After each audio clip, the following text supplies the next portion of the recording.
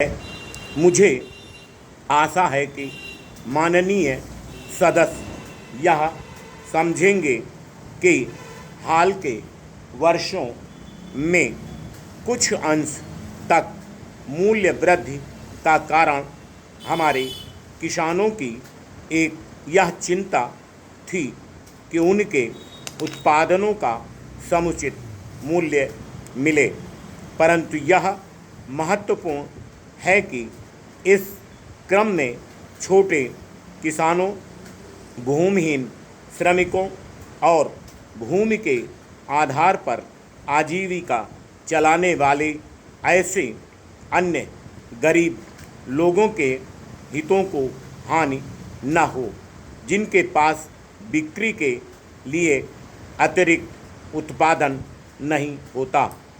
उपभोक्ताओं और उत्पादकों के हितों में सामंजस्य स्थापित करना सरकार का काम है। कोई भी मूल्य नीति इसी प्रकार सफल हो सकती है। हमें किसानों के यथार्थ हितों में काम करना है, लेकिन साथ ही हमें यह भी सुनिश्चित करना है कि समाज के कुछ वर्ग शेष समाज का शोषण न कर सकें। अलग अलग वर्गों के बजाय पूरे राष्ट्र के हित को हमेशा ही प्रधानता देनी होगी।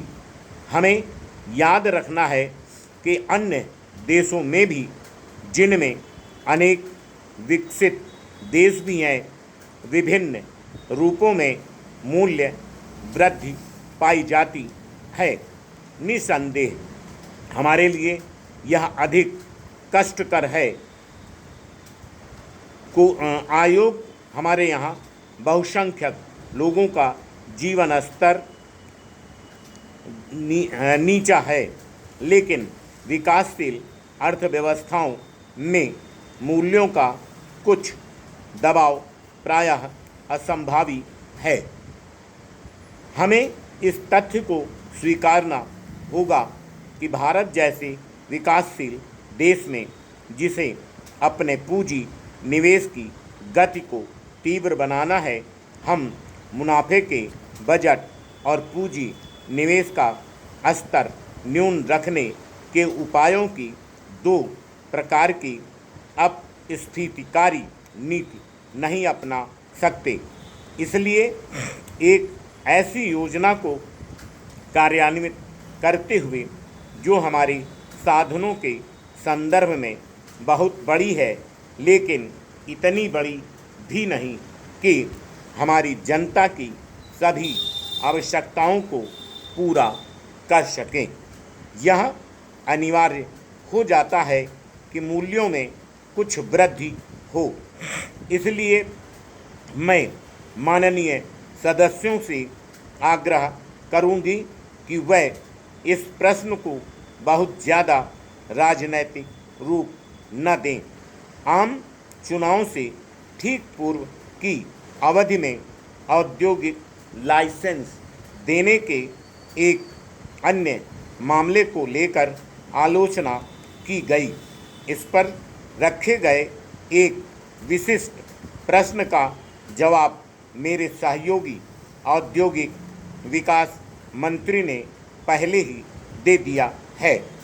कोई भी काम जल्दबाजी में नहीं किया गया और हर चीज़ सामान्य प्रक्रिया के अंतर्गत हुई, और यह बात मुझे आश्चर्यजनक नहीं लगती कि हम पर एक ओर तो यह आरोप लगाया गया कि उक्त अवधि में सामान्य रूप से स्वीकृत लाइसेंसों को रोका नहीं गया और हमने उन्हें जारी करने में विलंब किया।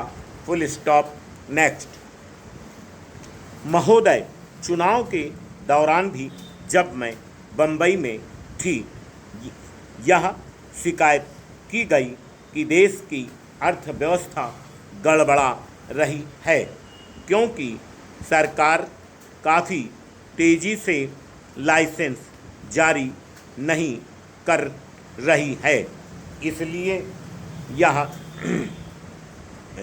स्पष्टतः यह शिकायत तथाकथित विशाल गठबंधन द्वारा चुनाव से पहले, उसके दौरान और उसके बाद के समय में हमें बदनाम करने के अभियान का अंश थी। कैलेंडर वर्ष 1990 में औद्योगिक लाइसेंसों के लिए आवेदनों की संख्या में वृद्धि हुई, जो इसका सूचक था कि औद्योगिक स्थिति में सुधार हुआ है। ऐसा होना ही चाहिए था। 1990 के बाद जबकि एकाधिकार और प्रतिबंधित व्यापार कानून लागू हुआ, सरकार को ऐसी नीतियों और प्रक्रियाओं का निर्धारण करना पड़ा जिससे उक्त कानून और औद्योगिक लाइसेंस प्रणाली के बीच संतुलन स्थापित हो सके।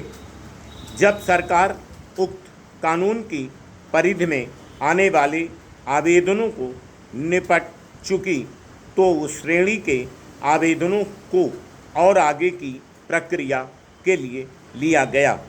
चुनाव से ठीक पहले सरकार ने लाइसेंस देने के मामले में जिन औपचारिकताओं और प्रक्रियाओं का पालन किया वह ठीक वैसी ही थीं जिनका परिपालन पहले से ही किया जा रहा था। और जैसा कि मैंने कहा, इन लाइसेंसों के मामले में किसी भी स्वीकृत नीति अथवा जांच परख के सामान्य मापदंडों में कोई भी छूट नहीं दी गई। अन्य संसाधनों के अंतर्गत शेष बैंकों, विदेशी व्यापार, बड़े तथा बुनियादी उद्योगों आदि के राष्ट्रीयकरण की ज़रूरत पर जोर दिया गया है। गत वर्ष मैंने इन तथा राष्ट्रीयकरण संबंधी ऐसी ही अन्य मांगों के बारे में सरकार के दृष्टिकोण को स्पष्ट किया था। सरकार राष्ट्रीयकरण से भयभीत नहीं है, फिर भी वह राष्ट्रीयकरण को अपने आप में ही एक पूर्ण ध्येय नहीं मानती। राष्ट्रीयकरण संबंधी निर्णयों को हमारे आर्थिक कार्यक्रम की आम योजना में फिट बैठना चाहिए। सरकार जिस दिशा की ओर बढ़ना चाहती है वह बिल्कुल स्पष्ट है। हम सार्वजनिक क्षेत्र के बढ़ते हुए प्रमुख योगदान की परिकल्पना करते हैं। हम चाहते हैं कि सार्वजनिक क्षेत्र पूंजी निवेश की गति और दिशा का नियंत्रण करे और उसे प्रभावित करे। हमारे उपलब्ध साधनों का उपयोग सर्वोत्तम ढंग से किया जाना चाहिए। किसी उद्योग या कार्य क्षेत्र के राष्ट्रीयकरण को इन दो कसौटियों पर कसना होगा। प्रथम, क्या वह सार्वजनिक क्षेत्र द्वारा अर्थव्यवस्था में प्रमुख या केंद्रीय स्थान प्राप्त करने के लिए जरूरी है। सामाजिक उद्देश्यों की पूर्ति में सहायता मिलती है। Full stop.